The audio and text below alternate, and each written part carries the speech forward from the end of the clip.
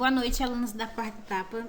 Hoje nós vamos ter a nossa segunda aula de ciências e eu irei continuar o assunto da aula anterior, certo?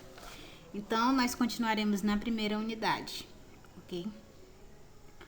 Hoje nós iremos ver entre as páginas 12 e 26, tá? O assunto continua o mesmo, que é o do primeiro capítulo, organização do corpo e alimentação. Especificamente na aula de hoje, nós falaremos mais sobre a alimentação, certo? Os alimentos, eles têm diferentes aspectos, tá? Normalmente as pessoas se alimentam por questões culturais, ou seja, questões de costume. Então, as pessoas costumam se alimentar de certos alimentos que são mais familiares, que elas aprenderam no meio onde elas vivem, ok? Por isso que aqui no nosso país, certo tipo de alimentação é comum, mas já para outro lugar é estranho, tá?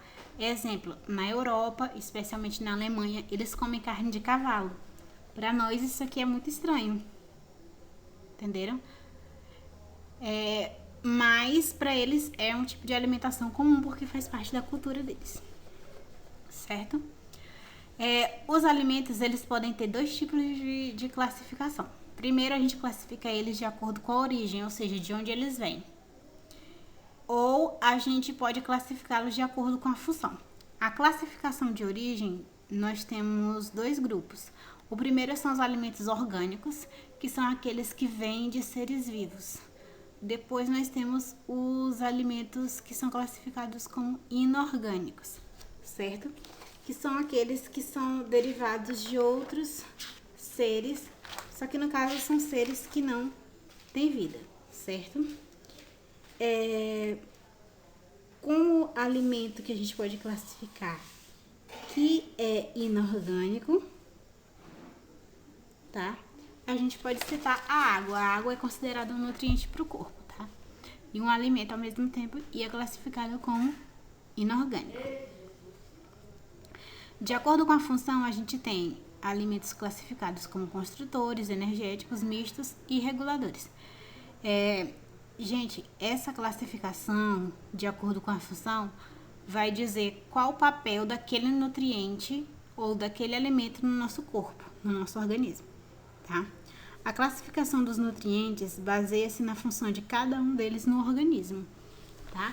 Então, a gente vai ter esses 4 grupos aí de acordo com a função, ok? Na tabela aí, a gente tem os nutrientes e a classificação. Esse mesmo assunto está na apostila de vocês, não exatamente essa tabela, mas esse assunto. Então, caso vocês não estejam enxergando muito bem, devido à imagem ser muito colorida, vocês podem ter certeza que vocês leram na apostila e está de acordo, tá? O carboidrato. O que são carboidratos, gente? São os açúcares, tá? Especialmente as massas, como o pão que a gente se alimenta, ou alimentos derivados do trigo, de batata, por exemplo, tá? Então, macarrão, bolo, todos que derivam do trigo são carboidratos, certo? Qual a função dos carboidratos? Os carboidratos, também conhecidos como açúcares, tá? São alimentos energéticos, então eles servem para fornecer energia ao nosso corpo, para dar aquela disposição para realizar as atividades do dia a dia, ok? Dentro desse grupo aí de açúcares, gente, nós vamos ter principalmente os açúcares derivados do trigo. O trigo no nosso organismo, ele é um tipo de açúcar. É por isso que quando nós comemos arroz, por exemplo, que é um tipo de carboidrato, ele acaba engordando tanto, porque no nosso corpo ele se transforma em açúcar. É como se você estivesse comendo um pote de açúcar, entenderam? Depois nós temos os lipídios. O que são lipídios, gente? Os lipídios são óleos, tá? Então, óleos vegetais e óleos animais, eles são chamados pela ciência de lipídios. E eles também são energéticos. Eles servem para dar energia ao nosso corpo, dar disposição, certo? Depois nós temos o grupo das proteínas. As proteínas, elas são construtores, tá? O que são proteínas? São nutrientes de origem animal. E essas proteínas, tá? Elas são encontradas em ovos, em carnes, tá? São nutrientes de origem animal. E eles servem para construir partes do nosso corpo. Então, vão ajudar a formar as nossas células, tá? A construir partes do corpo como unhas, cabelos, dentes, enfim. As vitaminas, elas são reguladores, tá? O que são reguladores? São tipos de nutrientes que eles servem para ajustar funções do nosso corpo. Nós temos vitaminas que vão auxiliar a visão, temos vitaminas que elas vão auxiliar na pele, vão auxiliar na formação dos ossos, enfim. E depois nós temos os minerais, tá? Que também são reguladores, vão ajudar nas funções do nosso organismo. Como minerais, a gente tem o sódio, que é o sal, tá? Temos o zinco, que ajuda na imunidade, deixa o corpo forte, enfim. Olha só, aí nós temos a tabela das vitaminas e nós temos a alimentação saudável. Bem, a alimentação... Olha só, nós temos um método aí de conservação dos alimentos, tá? Como é que nós conservamos os alimentos, pessoal? Os alimentos, eles são conservados de diferentes maneiras, mas o princípio é que todos os micro-organismos... Por que os alimentos apodrecem? Isso acontece porque micro-organismos se desenvolvem nos alimentos, como bactérias, fungos, tá? E esses micro-organismos, para sobreviver, eles precisam de uma coisa em especial. O que é isso? Esses organismos, eles precisam de uma temperatura adequada, que é uma temperatura média. Então, para evitar que os alimentos apodreçam, nós vamos utilizar dois recursos, basicamente. Ou nós vamos aumentar muito a temperatura, que vai matar esses micro-organismos, ou nós vamos baixar demais, que vai impedir esses micro-organismos de surgirem, tá? Então, a gente tem aí os métodos de conservar os alimentos. Como é que a gente conserva usando a alta temperatura? A gente tem o processo de ebulição, de aplicação de vapor, de pasteurização. De baixa temperatura, a gente tem a refrigeração, a congelação, a desidratação, ok?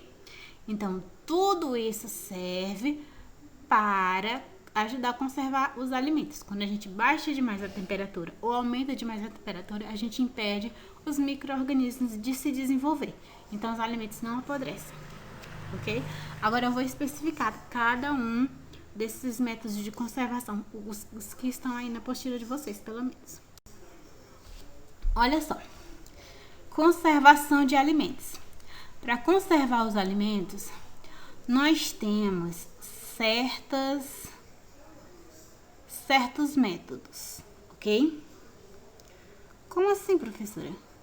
Bem, a gente pode fazer essa conservação de alimentos através de alguns processos, tá? São os métodos de conservar os alimentos. Primeiro, nós temos a liofilização, certo? A liofilização, ela é um método de conservação de alimentos que ela consiste no congelamento de um alimento a uma temperatura de menos 40 graus. Ou seja, liofilização é uma supercongelação ou um supercongelamento de algum alimento, uma temperatura bem baixa, tá? Depois nós temos a fervura. A fervura nada mais é do que um método em que a gente vai submeter um alimento, principalmente líquidos, ao calor, que é o que acontece no caso do leite, tá? Que a gente ferve para matar os micro-organismos. Depois a gente tem a desidratação. A desidratação acontece quando nós retiramos a água de algum alimento para que ele não venha estragar, porque a água, ela ajuda os micro-organismos a se desenvolverem. Então, se você retirar toda a água, você impede que bactérias, fungos, micro-organismos se desenvolvam ali, tá bom? Depois nós temos a secagem natural. A secagem natural, ela acontece quando você submete um alimento ao sol e o sol vai fazer uma espécie de esterilização. Ele vai aquecer aquele alimento a ponto de realizar uma secagem natural e esterilizar. Depois a gente tem a pasteurização, que consiste em aquecer e resfriar o alimento. Por exemplo, na indústria, eles aquecem muito leite e depois resfriam. Isso causa um choque térmico e mata todos os micro-organismos, ok? Depois a gente tem a defumação, que é uma técnica muito antiga. A defumação acontece quando você mata os micro-organismos colocando os alimentos em uma câmara de fumaça. Isso acontece muito com frios, como por exemplo, presunto, alguns tipos de mortadela, entenderam? Eles colocam numa câmara, e nessa câmara eles liberam muita fumaça e essa fumaça mata os micro-organismos. Por isso que é chamado de defumação, vem de fumaça, tá? Depois a gente tem o resfriamento, que consiste em você baixar a temperatura do ambiente onde o alimento está. E o congelamento, que é você baixar muito a temperatura ao ponto daquele alimento congelar, ao ponto dele se tornar gelo, ok? Então, esses são os métodos de conservação. Essa foi a nossa aula. Obrigada pela atenção de vocês e boa noite.